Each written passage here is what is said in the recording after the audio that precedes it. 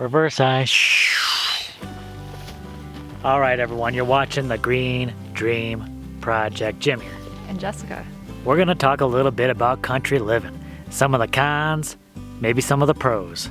Let's go at it. Definitely something to think about. A lot of people looking to get into homesteading, maybe even living off grid, and people think they need to buy a large plot of land in the middle of nowhere. But definitely think about it, because once you make that move, there may be no going back. Here are some things to consider. It's probably an attractive thing for some people to get out in the country, kind of away from a lot of the noise and crowds of people, lots of traffic, peace and quiet. One of the beautiful things about us moving out here is just the neighbors, I'd say, are at least from a half mile to a mile away, and it's nice, but that isolation can have some disadvantages. Definitely some disadvantages. If you're in the middle of nowhere, you gotta be aware resources are going to be far from you. I mean, one, like you need supplies, you're gonna be traveling. For us, it's not too bad. There is a small town north of us, maybe 15 minutes away. There's a bigger town, half hour away, and if we need to, Sierra Vista is about an hour away. And that meets pretty much most if not all of our needs. If you're looking for a job, a lot of the jobs are gonna be more in the cities. That's definitely something to think about. One thing that might be nice before you start on an off-grid homestead is to get some type of residual income coming in beforehand.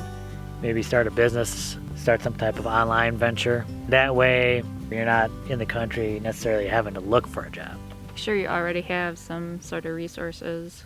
Things like mail delivery, there's places where the postal service won't deliver. That one caught me by surprise a little bit. I was under the impression, since the post office was like maybe a few miles away, that they would come down the road since we're so close. That is not the case. I don't know if it's just the dirt road or what, but they don't come in this direction. So if we want mail, we gotta go pick it up over there. I've heard stories of people having to travel to another town to get mail, and that could take over an hour to get there. So definitely figure out how you get your mail. A big one is emergency services and medical facilities. So definitely, yeah, if you have health problems or if you're older, you definitely want to consider where these places are. And obviously, be aware of whether or not emergency services can get to you. Ambulances, fire. Emergencies do happen.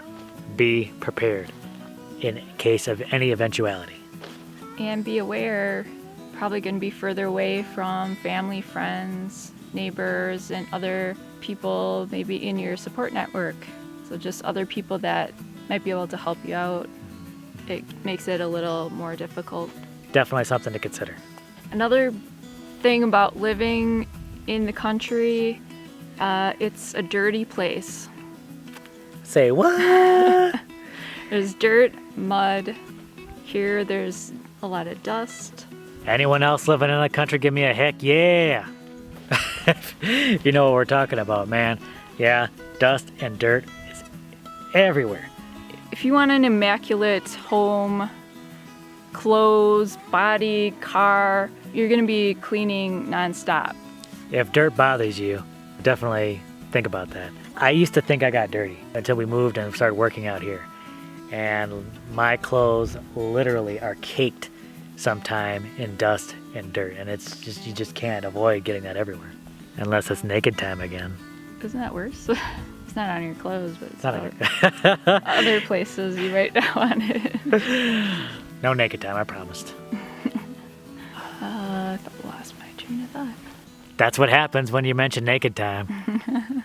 And when it does rain, we get mud, and when there's not paved roads, that can cause problems with travel, your car getting stuck, or maybe you can't leave your property until things dry out a little. Some people have washes going through their properties or cutting through areas they need to travel across, and in the rainy season that can kind of erode away, or there's flash flooding, there's sheet flooding, just things that make roads impassable and dangerous. You gotta have an exit strategy. Or just be prepared to hunker down for a while. Another thing about dirt roads is it's just rough on your car. It's rough on your tires. There's lots of nails, screws, What you talking about? pieces of jagged metal. The thorny trees and bushes out here, even some of those thorns can go right through your tires too. They're long enough and thick enough and sharp enough. And doggone it, people like them. No, they do. Oh. It's been rough on the tires. Get unflatable tires. Undeflatable tires. Undeflatable tires. Or wagon wheels. Wagon wheels. Yeah, that would be fun going down a dirt road. You'll get shaken Jess syndrome. Ah! Those mesquite thorns are like this. Cray! They are nasty. Cruise nasty. If you ever smelled an Akita fart, you know what I'm talking about. Speaking of that, Really? Was that the next thing? I don't know. Was that the next thing up? animals. Animals, but we're not talking about domesticated animals. We're talking about wild animals. Yeah, wildlife. You can't get these problems in the city. It's just more pronounced in the country. They might be more hesitant coming into densely populated areas. Over here, you're in their territory. Yeah, there's more wildlife habitat, so there's more wildlife. One thing I know people complain about in the country is the bugs. Now, the pros and cons on that, especially with the insects, okay, yeah, there are a lot of insects out here, and it might be more so than you get in the city. But the positive thing about that, though, is that although there might be more nuisance pests, there might be also more predatory species as well. So we can be right in the middle of a kind of a more balanced ecosystem. And you can facilitate that balance too. So if you have garden pests, you can attract more predators to feed on those pests. But that's an issue, you know, and for us, like flies can be a real nuisance out here. We're like lords of the flies out here. And of course, like trying to grow things, there's going to be more animals trying to eat what you're growing. And then there's the dangerous animals, larger predators, venomous animals, just things that pose a danger to you. You could probably run across rattlesnakes just about anywhere in Arizona, but I mean, we've never seen a rattlesnake until we've come out here, and then we have had to deal with a bunch of them, so something to consider. If you don't like rattlesnakes, maybe don't move out in the country. Internet, definitely something to consider if you're living out in the country. Check what services they have. The major service that delivers out to this area, they can't get a decent enough signal out where we are. And we couldn't find that out actually until someone actually came out to the property and like tested things. So one thing we did know and we were ready for is that our cell phones do work. yeah, The only provider I think that works out this way is Verizon. So that's basically our source of internet, and it's unlimited, but you know, it's unlimited. cities are built for people, and they're built for people to live in a convenient way. So when you move out of the city, certain things are going to be less convenient for you. Yeah, think about that, because a lot of people's lives in this day and age are built on convenience. I mean, it might be good to divorce yourself from that if you can. But I mean, if you enjoy those creature comforts and you still want to get into kind of like a homesteading lifestyle, that you absolutely can. You can do that wherever you are. Mm-hmm. And there are certain advantages to living in the city. You don't have to move to the country. Some of those advantages, I mean, just a collection of resources right there. You know, it's so much easier to get maybe free resources. You have an abundance of electricity and water. For the amount of space, it can be a lot more efficient. Exactly. It's all about being creative and getting more efficient. If you need time to get away from some of the stresses of city life, but you maybe can't deal with some of the challenges of country life, you can just take a vacation and visit the country. Just visit the country. Sometimes that's all you need.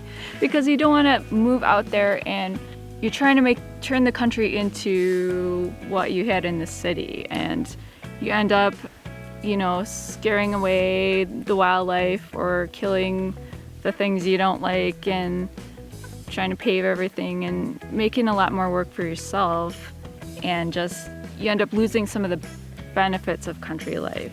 Yeah, that's a lot of wisdom right there.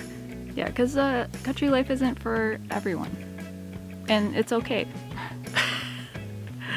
Yeah, absolutely. We love it. Do we? I do. Yeah, I do. Not all the time, but yeah. Yeah, I mean, and no matter where you live, like in the country, in the city, there's going to be times you love it, times you hate it. Yeah, but just understand what's appropriate for you. Understand what you're getting into. Thanks a lot for joining us. We really appreciate it. Definitely we wanted to make this just to give people an idea, thinking about getting into this lifestyle, whether they really want to make this type of transition or not. Sometimes, and I'll say it's better, just start where you're at. And maybe you'll end up, loving that. Mm-hmm. For all of you country folks out there, if you have anything else to add to what we mentioned, any challenges that you find where you're at, I'm sure there are a lot of them. Leave those down below. Let us know what you're facing. All right, thanks a lot for joining us, everyone. We'll catch you on the next video. Bye.